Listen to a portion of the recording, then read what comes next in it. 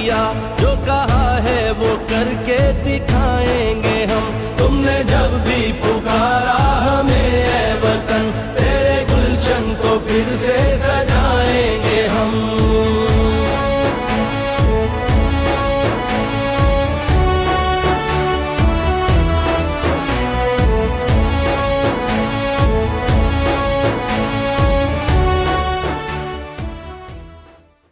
بسم اللہ الرحمن الرحیم۔ ناظرین، آپ یوٹیوب چینل دیکھ رہے ہیں، میں اقبال سبحانی۔ کل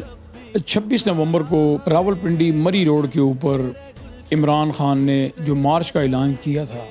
اس مارچ نے تاریخ رقم کر دی۔ شاید پنڈی کی تاریخ میں یا پاکستان کی تاریخ میں اتنا بڑا مارچ کبھی کسی نے نہ دیکھا ہو۔ یہ بات وہ ہے کہ جو میں آپ کو اپنی آنکھوں سے میں نے دیکھا، میں سروے کیا، سارا ٹائم وہاں موجود رہا، تو میں آپ کو یہ بتا رہا ہوں۔ فیض آباد سے لے کر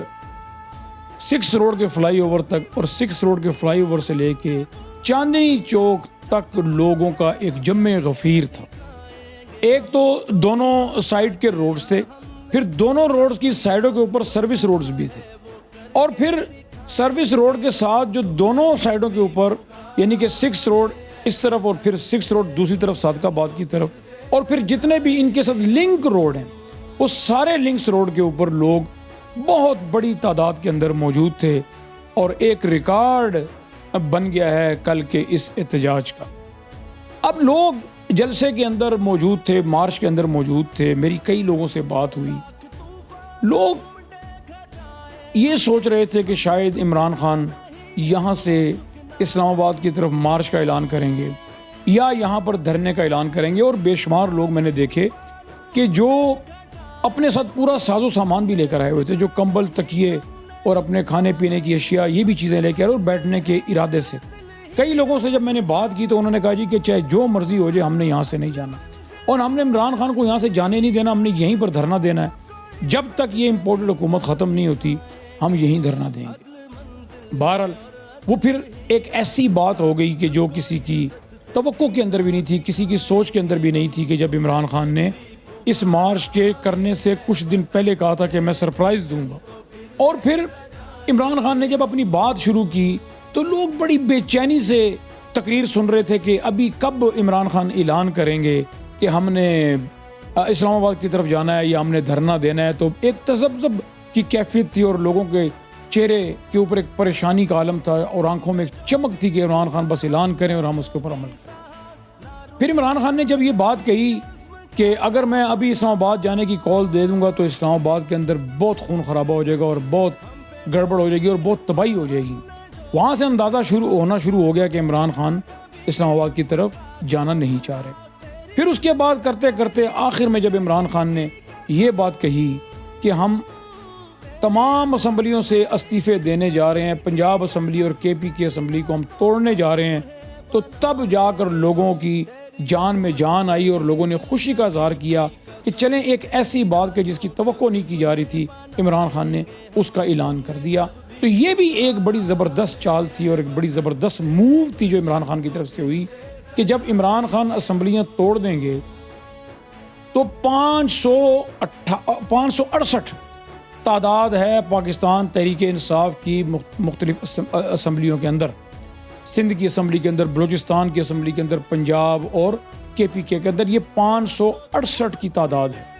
اب آپ اندازہ لگائیں کہ جب 568 اراکین اسمبلی استعفیٰ دیں گے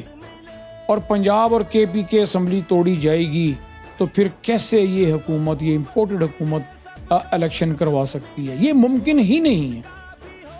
ممکن ہے کہ اس کے اوپر بھی وہ لیت و لال سے کام لے، ابھی اس کے توڑ کے لیے میٹنگز ہو رہی ہیں، میٹنگز ہو رہی ہیں، بات چیت ہو رہی ہے، حکومت نے اپنے مشیر بلا لیے ہیں، وکیل بلا لیے ہیں اور وزیر بلا لیے ہیں، اور اجلاس ہونے جا رہا ہے، اس کا کوئی توڑ کرنے جا رہے ہیں۔ کبھی سوچتے ہیں کہ گورنر رول لگا دیں، گورنر راج لگا دیں، مگر وہ صدر کے بغیر ہو نہیں سکتا۔ کبھی سوچتے ہیں کہ عدم اعتماد کی تحریک لے آئیں، وہ بھی ممکن نظر نہیں آتی، کیونکہ جب اسمبلی کا اجلاس ہو رہا ہو تو اس دوران عدم اعتماد کی تحریک نہیں پیش کی جا سکتی۔ تو سبطین خان یا وہاں کے پی کے جو اسپیکر ہیں، وہ جب تک چاہیں اجلاس کو جاری رکھ سکتے ہیں، جب تک اسمبلی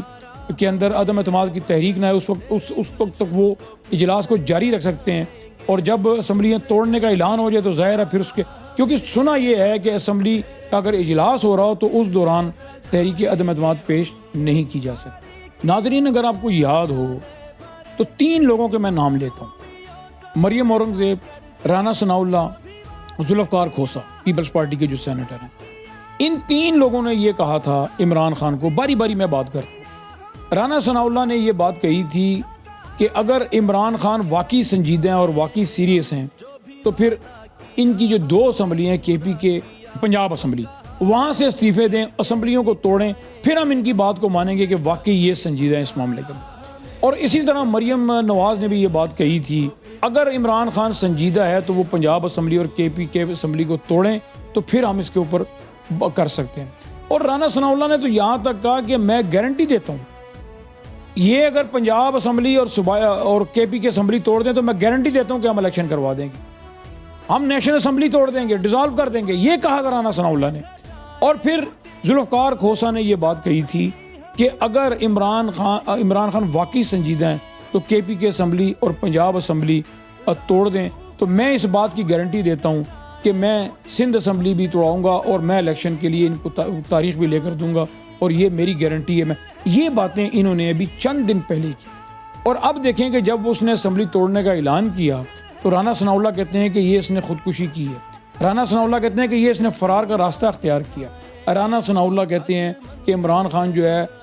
وہ مائنس اس کا ہونا ضروری ہے، عمران خان جو ہے وہ نظام کے ساتھ کھیل رہا ہے، عمران خان جو ہے اس کا قصہ تمام کرنا ضروری ہے۔ اس قسم کے الفاظ اب رانا ثناء اللہ استعمال کر رہے ہیں، اور وہ بھول گئے کہ انہوں نے چند دن پہلے کہا تھا کہ اگر یہ اسمبلیاں توڑے تو ہم الیکشن کرانے کے لیے تیار ہیں۔ اب اس کا پینترا بدل چکا ہے، اب اس کا رویہ بدل چکا ہے۔ عمران خان نے اپنے دور میں ہونے والے کاموں کا بھی ذکر کیا، انہوں نے اپنی تقریر میں ماضی میں جو انہوں نے کام کیے اس کا بھی حوالہ دیا۔ انہوں نے یہ کہا کہ 50 سال کے بعد ڈیم بننا شروع ہوئے، پھر انہوں نے جی ڈی پی گروتھ جو 6% تک چلی گئی تھی اس کا ذکر کیا کہ ہمارے دور میں جی ڈی پی گروتھ جو ہے یہ 6% پہ چلی گئی، پھر ایکسپورٹ کا انہوں نے حوالہ دیا کہ ہماری ایکسپورٹ کہاں پہ چلی گئی تھی، پھر ریمیٹنس کا انہوں نے کہا کہ 31 ارب ڈالر تک ہماری ریمیٹنس پہنچ چکی تھی، اور پھر اسی طرح اور بے شمار چیزیں جو ان کے دور میں ہوئیں، جیسے ہیلتھ کارڈ دیا گیا، انشورنس، جس طرح لوگوں کا علاج 10 لاکھ روپے فی خاندان، اور پھر اس طرح اور جو بھی ان کے دور میں کام ہوئے اس کا انہوں نے ترتیب کے ساتھ ذکر کیا، کس طرح کرونا کا انہوں نے مقابلہ کیا جس کو پوری دنیا نے سراہا، پھر جنرل باجوہ کو بھی انہوں نے کئی سوالات کیے، اور یہ ایک ایسی تقریر تھی کہ جس نے عمران خان نے جس میں ماضی، حال اور مستقبل کو سمیٹ کے لوگوں کے سامنے رکھ دیا کہ کیسے ایک چلتی ہوئی حکومت کو جنرل باجوہ نے ختم کروایا، اور اس وقت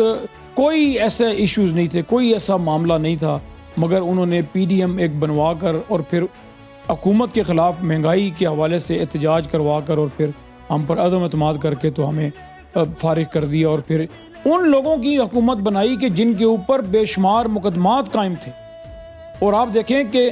اس وقت بھی جو پاکستان کے اندر جو وفاقی وزیر ہیں، مشیر ہیں، ان میں سے جو اکثریت ہے اس کے اوپر ابھی بھی مقدمات چل رہے ہیں، کرپشن کے مقدمات چل رہے ہیں، اور جنرل باجوہ کو 3 دن رہ گئے ہیں جانے میں۔ میں سمجھتا ہوں کہ قوم جنرل باجوہ سے ضرور سوال کرے گی، قوم جنرل باجوہ سے ضرور پوچھے گی کہ کیسے انہوں نے ایک چلتی حکومت کا تختہ الٹا، چاہے وہ دنیا کے کسی بھی ملک میں چلے جائیں، قوم ان کا پیچھا نہیں چھوڑے گی، قوم ان سے یہ سوال کرتی رہے گی، جب تک سوال کرتی رہے گی جب تک جواب نہیں ملے گا۔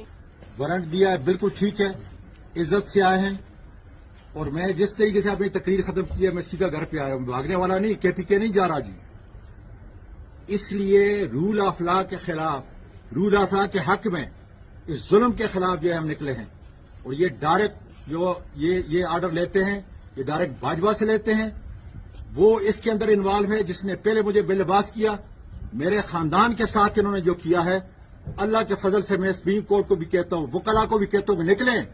کوئی بھی میں نے جرم کیا اس کا طریقہ یہ ہے کہ مجسٹریٹ کے سامنے پیش کریں، اپنی انویسٹیگیشن کریں، اور اس کے بعد جو سزا ہے بالکل میں اس کے لیے جو ہے تیار ہوں۔ آج پھر ایک مرتبہ پھر اعظم سواتی کو گرفتار کر لیا گیا۔ اعظم سواتی نے ایک ویڈیو پیغام جب ان کو گرفتار کیا تو اس میں یہ کہا کہ اس وقت جو میری گرفتاری ہوئی ہے وہ صحیح طریقے سے ہوئی ہے کہ وارنٹ گرفتاری ان کے پاس تھے اور وہ آئے اور انہوں نے بڑی عزت احترام کے ساتھ مجھے گرفتار کیا ہے اور مجھے لے گیا۔ اعظم سواتی کو عدالت نے 2 دن کے ریمانڈ کے اوپر ایف آئی اے کے حوالے کر دیا ہے۔ اب ایف آئی اے ان سے کیا پوچھ گچھ کرنا چاہتی ہے یہ تو ہم نہیں جانتے، کیونکہ جو کچھ انہوں نے کہا وہ تو بالکل سامنے کہا، ٹویٹ کیا، سامنے کیا، اور اب ان سے 2 دن میں کیا سلوک کیا جائے گا، کیا کچھ پوچھا جائے گا، یہ تو وقت ہی بتائے گا۔ اور مجھے تو ایسا لگتا ہے کہ جیسے اعظم سواتی جو ہیں وہ تو بالکل مرنے کے لیے تیار بیٹھے ہوئے ہیں۔ انہوں نے جب یہ بات پچھلی دفعہ کہی تھی کہ اگر خودکشی حرام نہ ہوتی تو میں خودکشی کر لیتا، پھر انہوں نے یہ بھی کہا کہ جو کچھ میرے ساتھ کیا گیا اس سے بہتر تھا کہ مجھے گولی مار دیتے۔ تو پھر جب ایسے انسان کی ایک سوچ بن جائے اور پھر 74 سالہ ایک انسان اور اس کی جب یہ سوچ بن جائے تو پھر اس کو کوئی چیز نہیں ڈرا سکتی، کوئی چیز خوفزدہ نہیں کر سکتی، کیونکہ وہ تو مرنے کے لیے بھی تیار ہے، تو اس سے بڑھ کر اور اس کے ساتھ کیا کوئی کر سکے گا۔ عمران خان نے اپنی تقریر 1.5 گھنٹہ عمران خان لیٹ آئے اسٹیج کے اوپر، پھر انہوں نے یہ بتایا کہ میں اس لیے لیٹ آیا کہ مجھے مختلف علاقوں سے فون آ رہے تھے کہ قافلے ابھی تک نہیں پہنچے، اور قافلے جو ہیں وہ انتظار وہ قافلے یہ کہتے ہیں کہ آپ ہمارا انتظار کریں اور ہمارے پہنچنے سے پہلے آپ تقریر نہ کریں۔ مگر کہا یہ جاتا ہے کہ عمران خان کا ہیلی کاپٹر جب لینڈ کیا تو اس وقت ایک بڑی با اثر اور بہت بڑی شخصیت جو ہے ان کا پیغام دیا گیا عمران خان کو کہ وہ ان سے ملنا چاہتے ہیں اور یہاں موجود ہیں، ہیلی پیڈ کے قریب وہ موجود ہے، وہ شخصیت، وہ پیغام عمران خان کو پہنچایا گیا۔ پھر کہتے ہیں کہ عمران خان مبینہ طور پر اس ہیلی پیڈ کے قریب ہی کسی جگہ پہ جا کے اس شخصیت سے ملے۔ اس شخصیت نے عمران خان سے کچھ گفتگو کی جس کے اندر لبے لباب یہ بنتا تھا کہ ہماری طرف سے کسی بھی قسم کی کوئی مداخلت نہیں کی جائے گی، آپ سیاسی طور پر آزاد ہیں، جو آپ کر رہے ہیں سیاسی طور پہ آپ کرتے رہیں، مگر ہم کسی بھی طور پر کسی معاملے میں سیاسی معاملے میں مداخلت نہیں کریں گے۔ تو یہ بھی ایک بات ہے کہ جب اس قسم کا ماحول بن گیا تو ایسا لگتا ہے کہ عمران خان کو لانے کے لیے عوام بالکل فیصلہ کر چکی کہ عمران خان کو دوبارہ لایا جائے گا، اور شاید مقتدر حلقے بھی اس بات کو سوچ رہے ہیں اور سمجھ رہے ہیں کہ اس میں ہم عوام کو عمران خان سے جدا نہیں کر سکتے، اور ہم بہتر یہی ہے کہ عوام اور عمران خان کے درمیان نہ آیا جائے، جو بھی فیصلہ آنے والے وقت میں ہوگا اسے بالکل چھوڑ دیا جائے اور پھر جو فیصلہ ہو اس کو قبول کیا جائے۔ بہرحال ناظرین، اب تک اتنا ہی، میں آپ سے اجازت چاہتا ہوں۔ آپ اپنا اور اپنے چینل کا خیال رکھیے گا۔ اللہ آپ کا حامی و ناصر ہو۔